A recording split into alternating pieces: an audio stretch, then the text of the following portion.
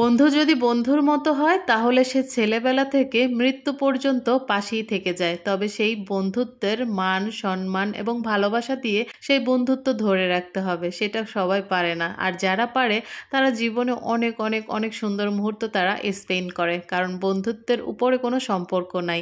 School জীবনে এই সময়টা প্রত্যেকটা মানুষের জীবনে একবার আসে। যে এই সময়টার মূল্যায়ন করতে পারে সে সারা জীবন সেই সময়টাকে স্বর্ণালী দিন হিসেবে রেখে দেয়। আর যারা এই সুন্দর মুহূর্তটাকে উপভোগ করতে পারে না বা লেখাপড়ার ক্ষেত্রে তারা কাজে লাগাতে পারে না, তারা ভবিষ্যতে অনেক আফসোস করে।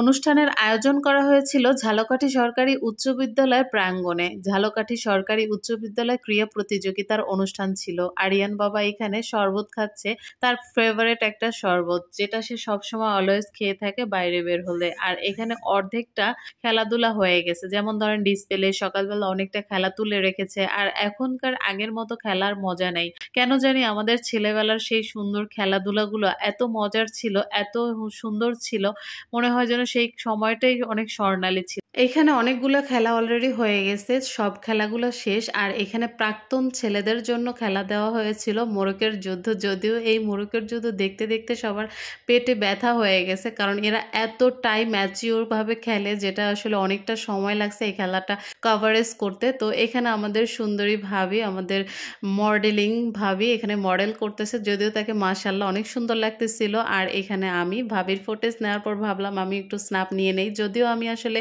ক্যামেরা বন্দি হতে পারি না, কারণ আমার আসলে ক্যামেরা করার মতো ক্যামেরাম্যান নাই। আর বিশেষ করে আমার যে ফুটেজগুলো তুলে দেয় এগুলো আমার আরিয়ান মাঝে মাঝে অনেক রিকোয়েস্ট করার পর করে দেয়, যেটা আসলে সবসময় ও শোনে না। আর এখানে ছিল টিচারদের, সব স্যারদের, স্টাফদের একটা খেলা। তো ওই খেলাটা ছিল পিছনে দৌড় হাঁটা, অনেক সুন্দর ছিল। আর একটু দুর্ঘটনাও ঘটে গিয়েছিল দৌড় দেওয়ার পরে। তো আরিয়ান তার ফ্রেন্ডদের সাথে এখানে ফান করতেছিল, যদিও আসলে ফানের ছলে অনেক সময় অনেকটা হয়ে যায়, যেটা আসলে রাগারাগি হয়ে যায়, মনোমালিন্য হয়ে যায়। তারপরও দিন শেষে তারা ফ্রেন্ডস একসাথে হয়ে যায়।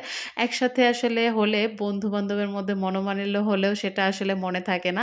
আর দিন শেষে এটাই হচ্ছে সব থেকে বড় কথা, যে বন্ধু বন্ধুই, যত যাই হোক না কেন বন্ধুত্ব সবার আগে।